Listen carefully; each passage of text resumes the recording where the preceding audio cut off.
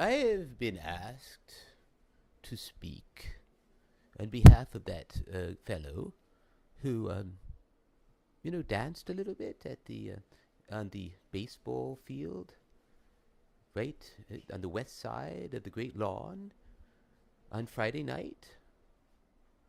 What were we talking about? July? What? What was Friday the 12th? 13th. Oh, it was a Friday the 13th, a very auspicious day. Because, well, he has told me to point that out. That for him, this was a day in which clearly the stars were aligned. Because, well, he wants me to share with you the fact that since he was a little boy, he had dreams of doing something that everybody thought was crazy. And long ago, he stopped telling people about the dreams that he had. But he never stopped with the dreams. And on Friday night, whoa, holy caroli. Am I awake or am I dreaming, he says to me. I don't believe what happened. First that little boy, the brave one, the one who could see the emperor's clothes for what they were. The one who said, I feel like dancing. Why in the world should I allow the fact that there are hundreds of people watching me get in my way? I see that man dancing over there. I'm not afraid of him. I want to do what he's doing.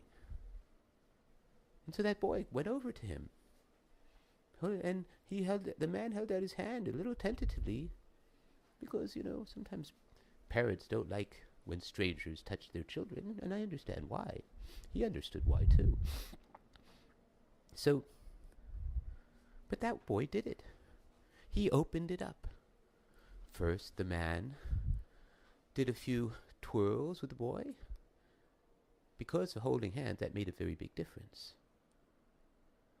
He was able to get the boy to twirl around first one way. Oh, and then he twirled. He actually turned, did an outward turn, and the boy was watching. So the boy did an outward turn. The boy's got talent. And then he showed the boy that the boy should take a big turn off to the left, while he takes a big turn off to the right. And he did this, and he was thinking about coming together at the intersection of the 8, or the infinity sign that he and the boy were making. And all of a sudden there were 3 young women, maybe late teens, early 20s maybe, up there dancing, twirling around. And this guy tells me he was most surprised. Pleasantly so, pleasantly. He thought, this seems to have something to do with my dreams. Perhaps this is nighttime. Perhaps I'm not on this baseball field at all. Perhaps I'm in my bed with that recurring dream. And as he was thinking about that, more people joined, and more. And, well, he was a little taken aback. He was going, whoa, wait a minute. I've spent my life dreaming about this moment. Of course, my dreams were never exactly this, exactly here, with exactly these people, doing exactly this thing, with this exact music in the background. Not in the background, I mean, it's the Philharmonic playing Tchaikovsky's 4th Symphony. Something that's a little tricky to dance to, because it, keeps changing cadence and surprises, boom. But fun, very fun. If you don't worry about people deciding that you're a good or bad dancer, you just dance because you love it, not to show anybody anything. But just do it because you love it. Just do it because you love it, not because Nike says. No, not because Nike says. But do it. You won't rue it.